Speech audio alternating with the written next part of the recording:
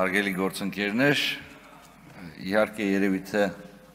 հետագայի համար պետք է վերափոխել ձևաչափը եւ առնվազն պետական պաշտոնյաների ընտրության այս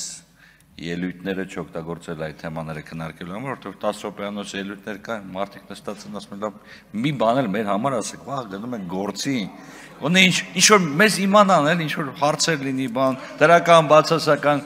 բայց ինչևէ, երևի թե պետք է փոխել եւ երևի թե մտածեն կանոնակարգ օրենքում փոփոխություններ կատարել եւ 10 րոպեանոց ելույթներ նախատեսել այլ քաղաքական քննարկումների համար,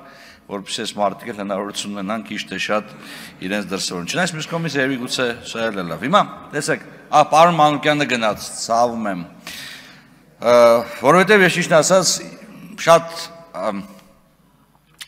հետաքրքիր եւ շատ դրական ելույթ եմ ուզում ունենամ դաշնակցության մասին։ Անկեղծ, տարիներ առաջ ես մի հայտնի պատմաբան գիտնականի հետ էի խոսում, շատ հայտնի, նա ասեց հետևյալը, ասեց դաշնակցությունը ունիկալ ֆենոմեն է, չկա որևիցե երևույթ դաշնակցության պես, ասի հեգնանքով եք, ասում ասեց չէ, դա իրականություն է, որովհետև ձևավորել ցանց համակարգ 3 կայսրություններում 19-րդ դարի վերջին հնարավոր չէր եւ որևիցե մի կուսակցություն 3 կայսրությունում ցանց չի ձևավորել։ Դեռ ավելին ասեմ, 1907 թվականին, բոլշևիկյան հեղափոխությունից շատ առաջ, առաջադիմական հայ հեղափոխական դաշնակցությունը դառնում է սոցինտերնի մաս։ Կարևոր երևույթ, այսինքն մենք կարող ենք այսօր հպարտորեն ասենք, որ 1907 թվականին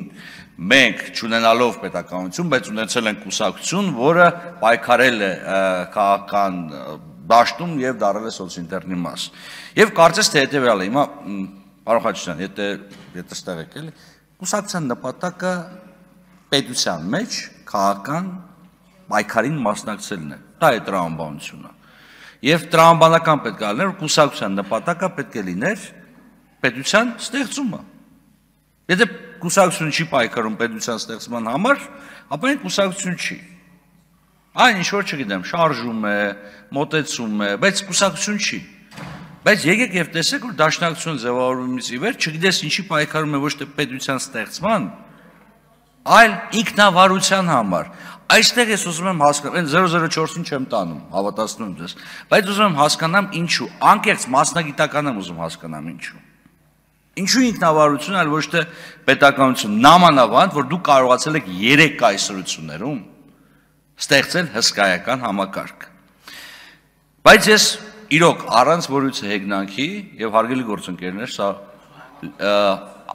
ամբողջությամբ եւ լիակատար անկեղծությամբ եմ ասում, ես երախտիկի խոստ եմ ուզում ուղղել հայ հեղափոխական դաշնակցության 1918-1920 թվականների համար, որովհետեւ գիտեք, գալ իշխանություն մի պետությունում, որը ձևավորվել է, որի սահմանները հստակ չեն, որը ընդհանրապես պետական ապարատ չունի եւ չէ կարող ունեցած լիներ, ձևավորել պետական կառույցներ, ձևավորել ժողովրդավարական ինստիտուտներ։ Հա իդեպ ասեմ, պետք է ասենք Ժորժ ջան, մենք 1918 թվականից ունեցել ենք հավասար ընտրական իրավունք։ 17 չէ, 18 թվականից, որտեղ անկախությունը 18 թվականից է այդուհանդերձ։ Եվ կանայք տղամարդկանց հավասար մասնակցել են ընտրություններին։